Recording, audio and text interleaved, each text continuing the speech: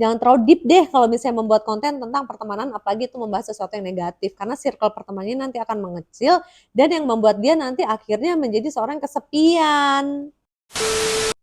Nah, Kenda, Hmm. kali ini bahas tentang tanggal lahir artis yang katanya selalu mengikut campuri masalah artis lain nih. Namanya itu Kak Bunga Zainal. Nah, Kenapa nih? Kenapa? Emang ikut campur apaan?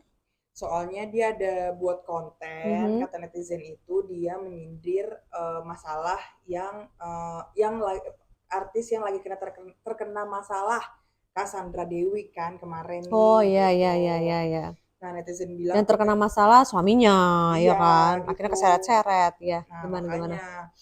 Nah, ini aku ada tanggal lahirnya dulu ya. Kak Bunga Mhm. Zainal ini lahir di tanggal 23 Maret Mhm. 1987. Mhm. Nah, gimana tuh Kak dari apa namanya tanggal lahir sendiri gitu. Mhm. Kayaknya tuh dia eh, karena karirnya dia sudah redup kah, makanya kenapa dia menyindir-nyindir gitu. Karena ini nggak cuma sekali. Karena Mhm. sebelumnya pun dia pernah membuat konten dan itu tuh Mhm. menyindir salah satu artis juga gitu. Gimana Kak dari Mhm. karakternya sendiri? Oke, kalau gue analis saya dari tanggal lahirnya Bunga Zainal ya. Mm-mm. Tuh jadi gini loh, kan seperti kesannya dia membuli ya nggak sih? Betul. Kayak membuli, mengejek dan sebagainya gitu nggak sih kontennya ya? Mm-mm. Makanya kenapa orang tuh Mm-mm. kayak ini orang nyindir terus gitu Mhm. dari netizen. Kalau menurut gue sih satu, dia itu sebenarnya niat awalnya tuh nggak menyindir ya. Ini menurut analisa gue ya, ya Mm-mm. memang konten, ngerti nggak sih? Iya, hanya Memang, sekedar nah ini konten. memang konten, tapi kan memang harus hati-hati juga dong ya dalam membuat konten, jangan sampai Betul. itu menyinggung orang lain gitu.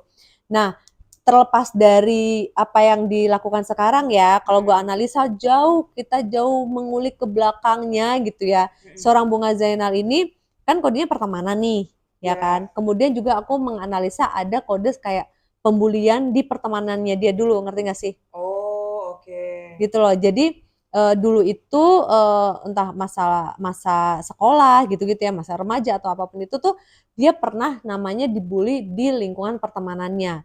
Dan siapapun ya yang dibully pada saat masa kecilnya itu kan nancep banget dong, ya kan? Iya, di kepala dan di Ini pikiran kenapa kita. sih ini laler kesini-sini melulu nih kayaknya seneng banget nih. Padahal gue nggak makan apa-apa ya. Jangan gitu ya, nggak boleh ya, nggak boleh kesini lagi loh, nggak boleh ya. Ngeganggu ya, Ganggu Say. konsentrasi gue, say. Bener. Gitu jadi si Bunga Zainal ini tuh pernah dibully jadi bawah sadarnya tuh merekam tentang pembulian itu jadi kayak mau nggak mau suka nggak suka itu juga dilontarkan kembali ngerti nggak sih lo Oh, oke oke. gitu loh jadi maksudnya dia mungkin tidak membuli tapi karena bawah sadarnya tentang pembulian itu Pembulian itu ada ada. jadi vibrasinya itu seakan-akan membuli tapi kalau menurut gue sih dia speak up itu karena konten sih.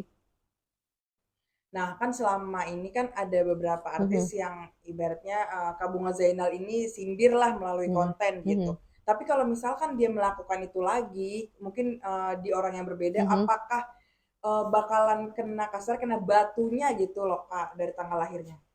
Kalau kena batunya mungkin enggak ya, tapi tentu saja mengurangi circle pertemanannya dia. Which is Oh, dia oke. punya kode pertemanan loh ya, dia bisa di-up-kan dan didaunkan di lingkungan pertemanannya. Kalau menurut gue sih circle pertemanannya nih yang seharusnya dia pikirkan gitu Oke. loh. Karena gini, orang kalau punya kode pertemanan ya seperti Bunga Zainal ini ya, ketika misalnya sekarang nih dia merasa bahwa oh gue punya pasangan yang bisa ngelindungin gue, oh gue punya anak-anak yang membuat hidup gue tuh ramai dan sebagainya gitu ya. Mm-mm. One day ketika misalnya itu tidak ada, kan dia mau lari kemana? Ke keluarga atau family menurut gue enggak. Karena dia nggak Mm-mm. punya kode family. Pasti dia ranahnya adalah ke pertemanan. Makanya jangan jangan terlalu apa ya, jangan terlalu deep deh kalau misalnya membuat konten tentang pertemanan apalagi itu membahas sesuatu yang negatif karena circle pertemanannya nanti akan mengecil dan yang membuat dia nanti akhirnya menjadi seorang yang kesepian